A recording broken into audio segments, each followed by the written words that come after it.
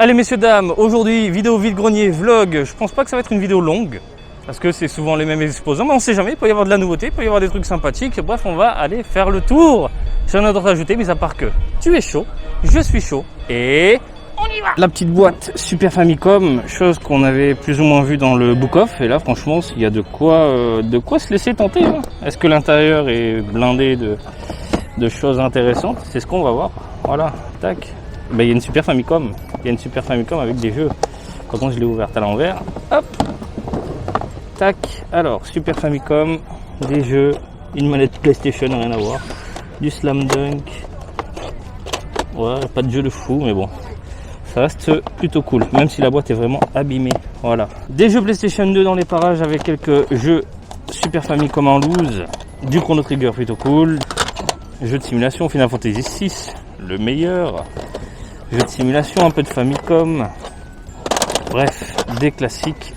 Super Mario Kart. Et au niveau du prix, on est à 100 yens la cartouche. Voilà. Ouais, et sur PS2, vite fait. C'est pour faire la musculation. On a également du Final Fantasy 7. Puis PS2, rien de fou en soi. Mais bon, Yamaha.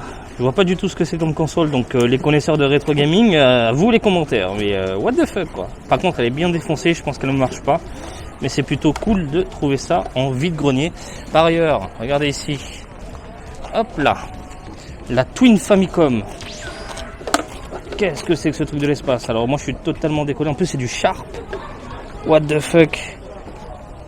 C'est magnifique, c'est magnifique, je vais demander combien ça coûte, je pense qu'elle marche pas, mais bordel de merde, c'est incroyable. De la Dreamcast en loose, de la Sega Saturn défoncée, tout est poussiéreux, ça a pris la pluie, ça se voit, des manettes Mega Drive Saturn.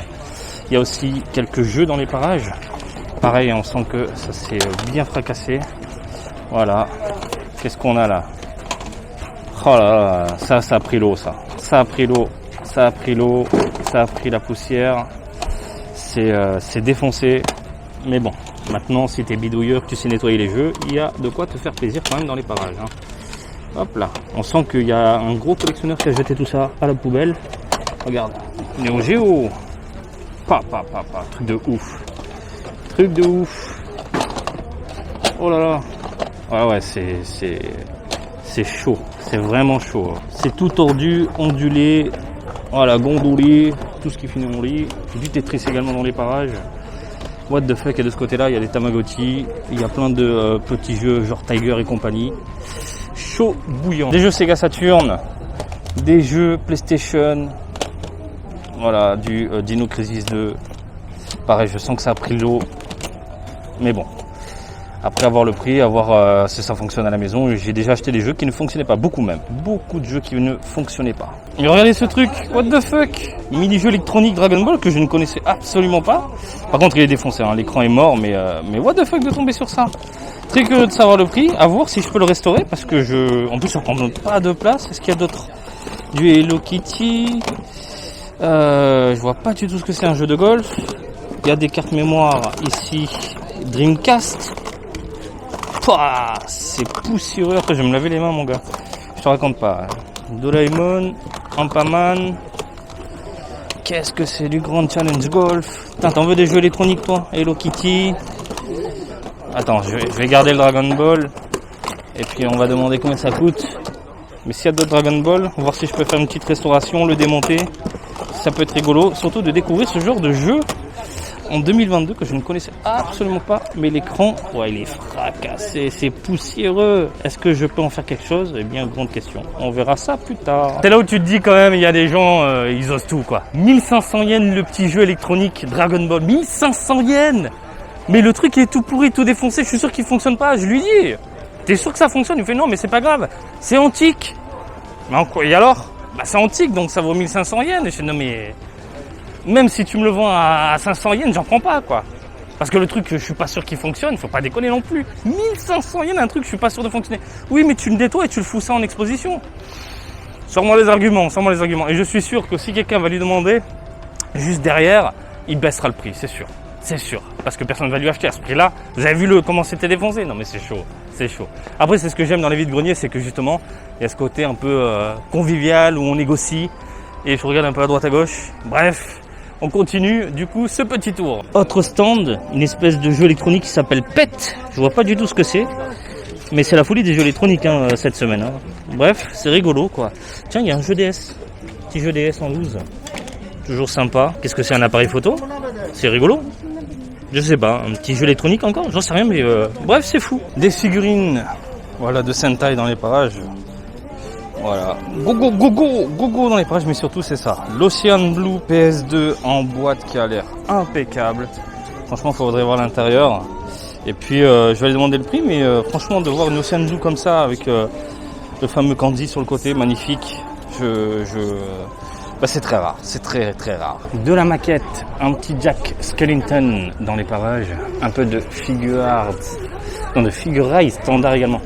De Dragon Ball avec de l'Android, du Goku, voilà, un peu de Gundam, de quoi se faire plaisir. Je vais demander les prix, et puis comme d'hab, je vous les affiche tout simplement. Regardez les Game Gear Mini, voilà, le monsieur vend les Game Gear Mini.